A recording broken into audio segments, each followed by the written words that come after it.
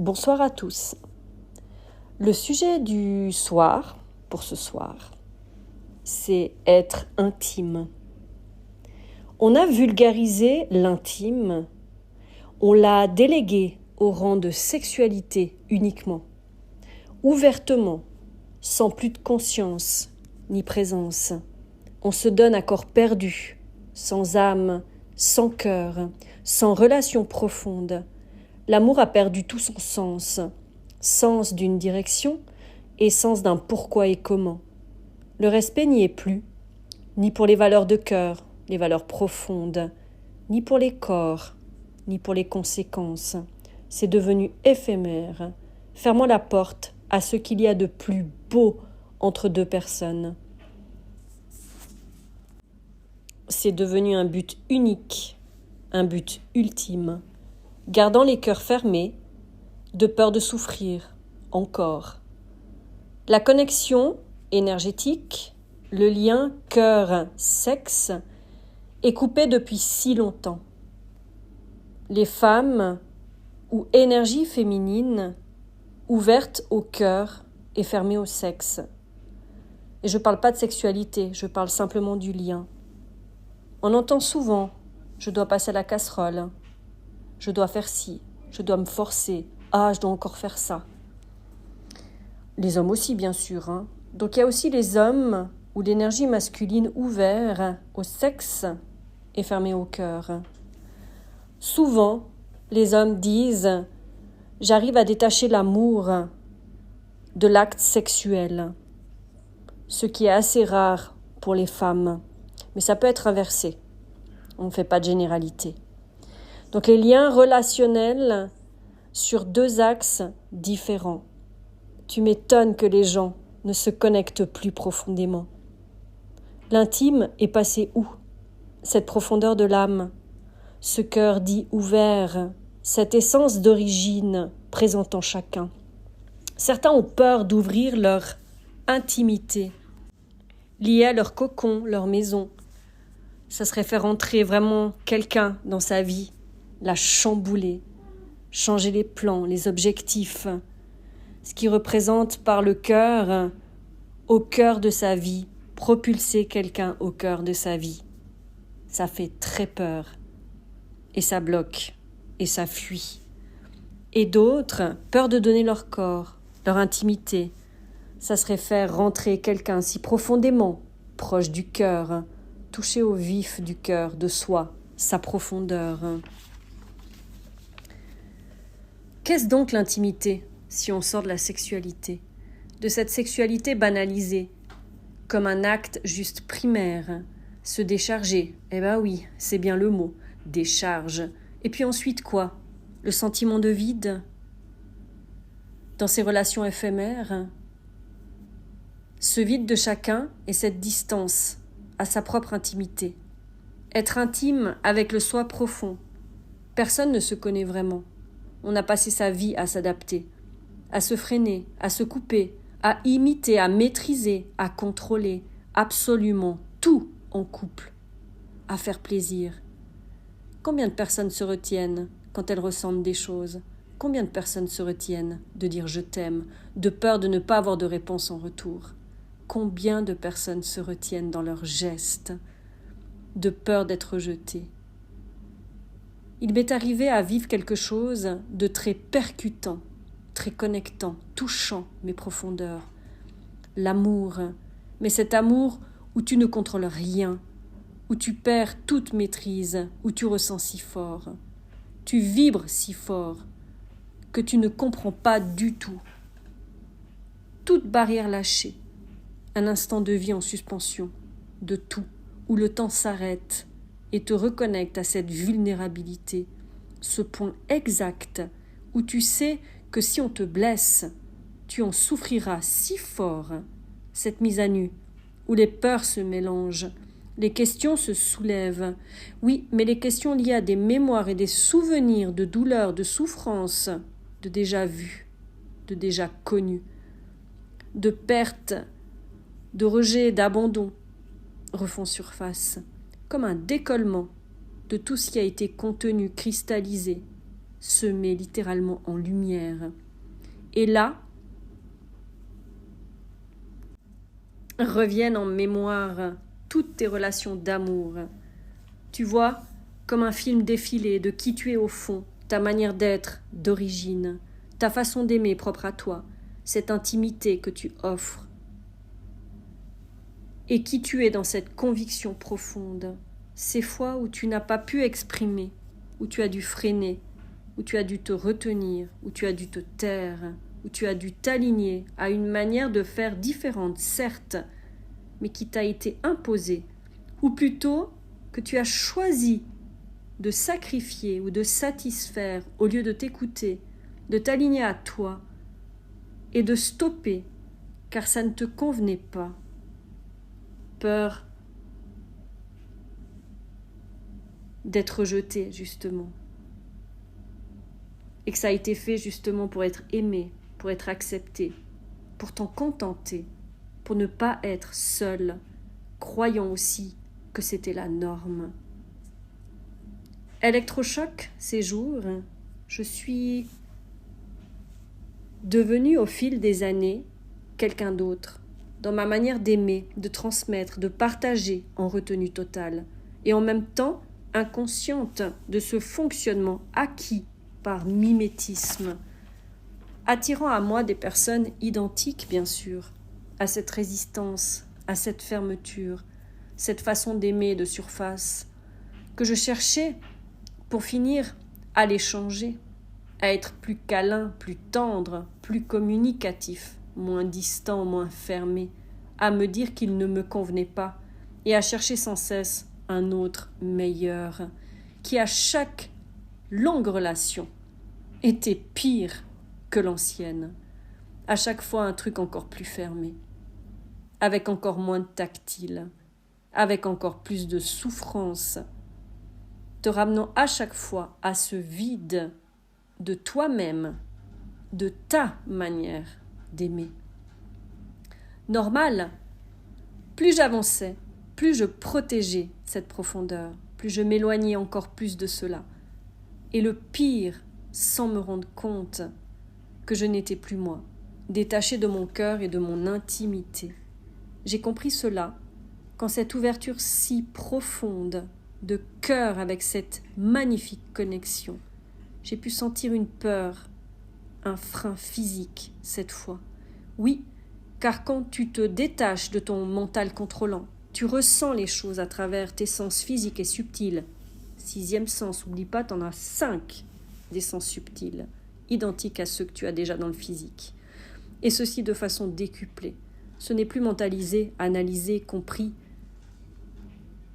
avec cette tête parasitée d'antan. Le brouillard qui te garde à distance de cette vivance en toi.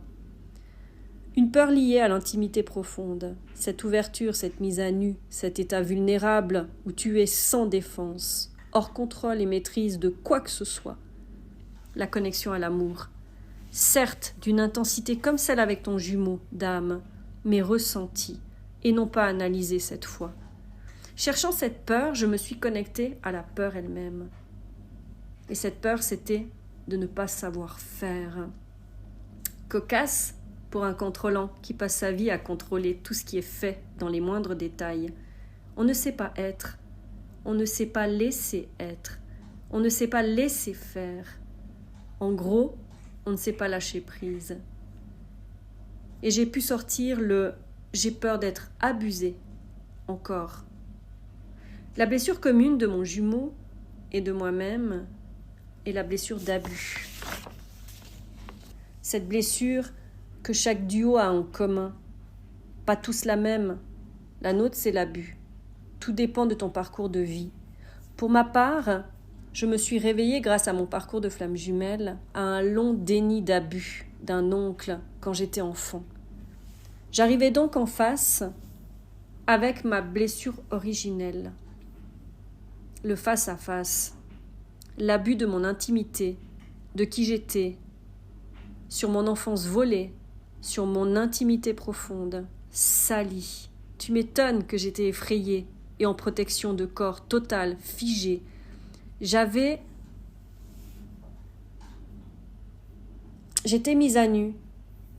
Cette partie de moi si blessée, cette puissance d'amour ressentie a mis en lumière ce qui entrave cette connexion entre mon cœur chakra 4 et mon sacré chakra 2, le lien cœur-sexe, ma féminité profonde, ma sensualité profonde, ma sexualité profonde.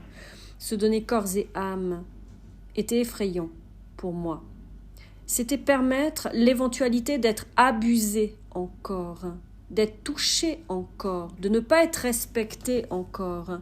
Mais tu me diras comment ça se fait que ça sort que maintenant?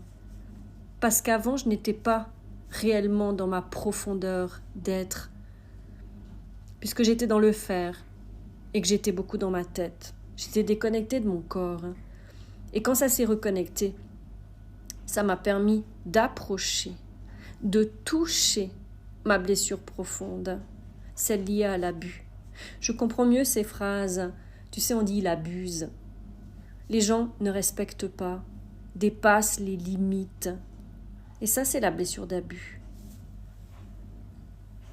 J'avais peur qu'on joue encore, qu'on me salisse encore, qu'on ternisse mon intérieur, comme j'ai pu le ressentir avec ma flamme.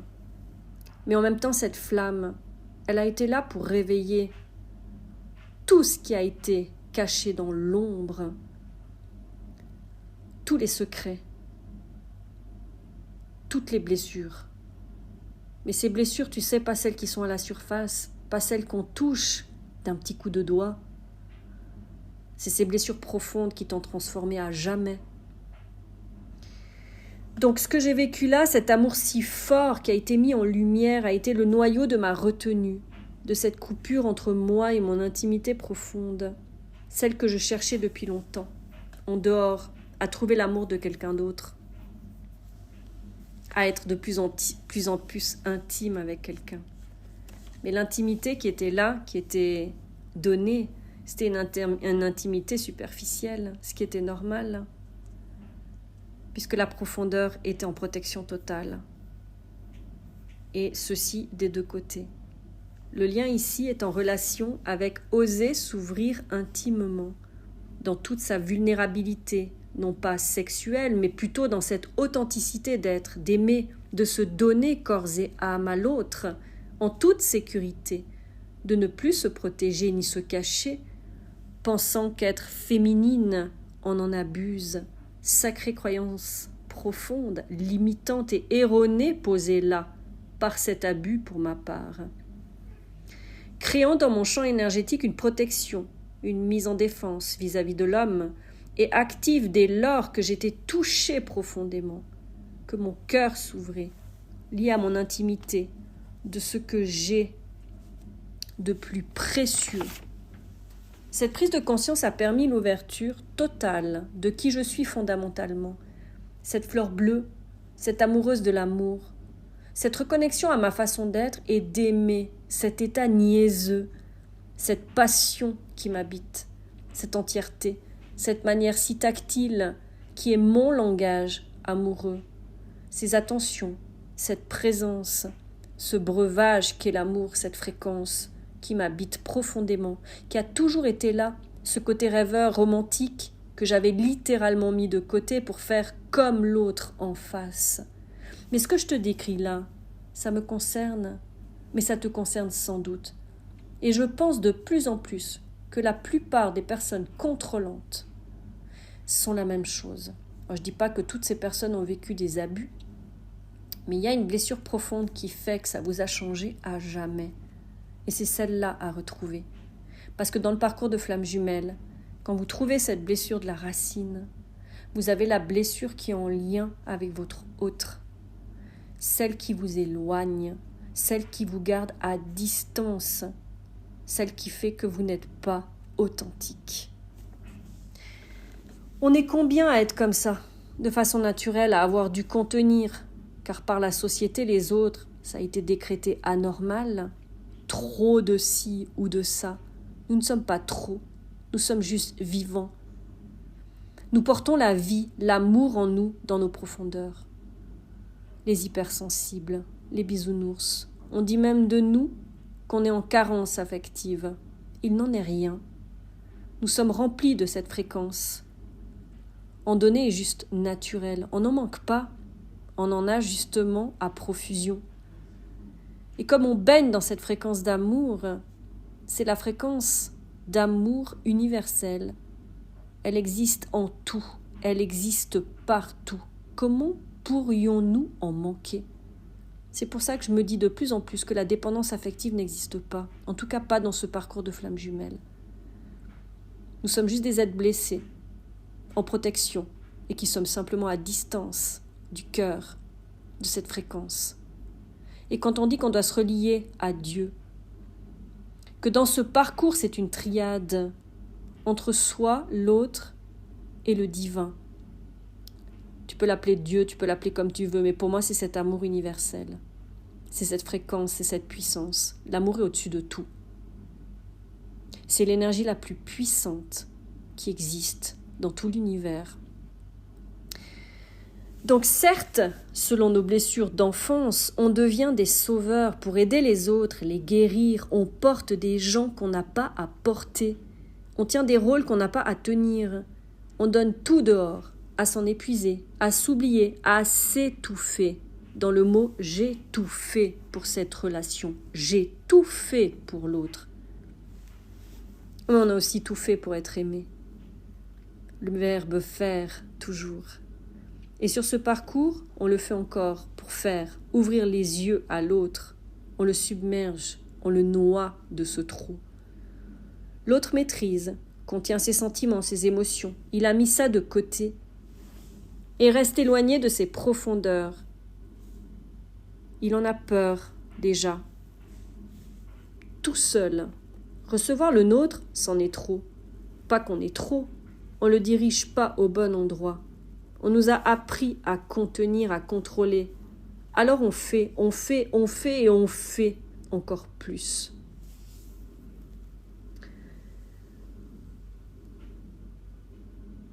Et oui, les autres n'en peuvent plus, car ceux qui maîtrisent sont justement dans le corps déjà, et nous on est dans notre tête. Mais on est coupés, chacun à notre manière. Il y a de l'ordre à remettre là-dedans. L'un arrête de contrôler ce qu'il sait faire de façon innée. Il n'a plus qu'à être, c'est-à-dire vivre, ressentir, se connecter à la vie elle-même, au flux, stopper la résistance et l'adaptation à l'autre en amour et aux autres. Arrêter de se contenter du peu, du minimum. Oui, car retenir, contrôler par sa tête, c'est se donner au minimum pour soi. Et on finit par avoir l'extérieur qui nous donne le minimum. Il reproduit simplement ce qu'on se donne à soi-même. Et on finit par ressentir chez l'autre sa maîtrise pour laisser émerger ce qu'il ressent simplement et étant juste lui-même, reconnecté aussi à son intimité, son cœur en amour. Il est déjà connecté à la vie de façon naturelle. Par contre, il maîtrise ses sentiments et ses émotions. Donc il n'a pas ce sentiment d'être vivant. Et c'est pour ça qu'il cherche du kiff à l'extérieur de sa vie, pour justement se sentir vivant. Saleté de mental. On pense bien faire pour se protéger, mais on se bat juste contre quelque chose de naturel, de sain et de profond, l'amour.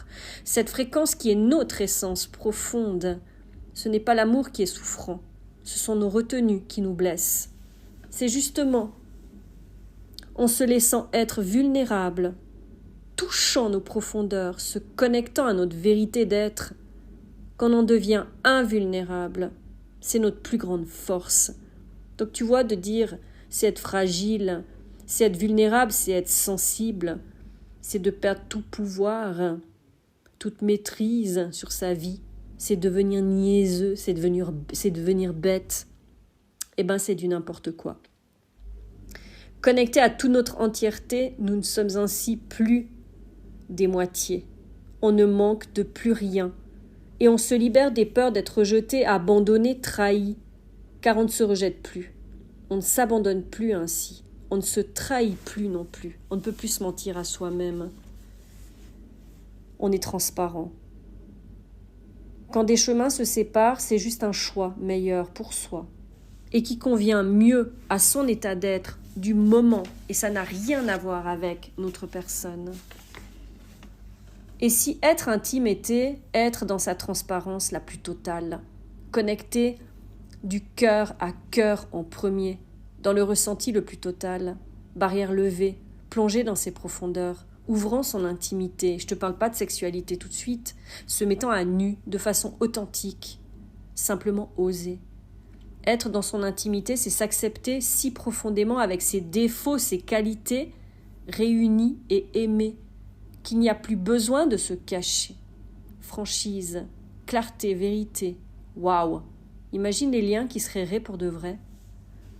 En tout cas, cette dernière rencontre m'a permis de me réconcilier avec l'amour, ma fréquence d'origine, que chacun porte d'ailleurs, de me montrer aussi qu'on est des tas sur cette planète et qu'on peut être intime de façon authentique, des vibrations qui s'attirent sur plein de plans bien plus larges que juste physique, et que ces échanges sont des opportunités pour se rapprocher de notre intimité profonde, un cadeau échangé d'âme à âme.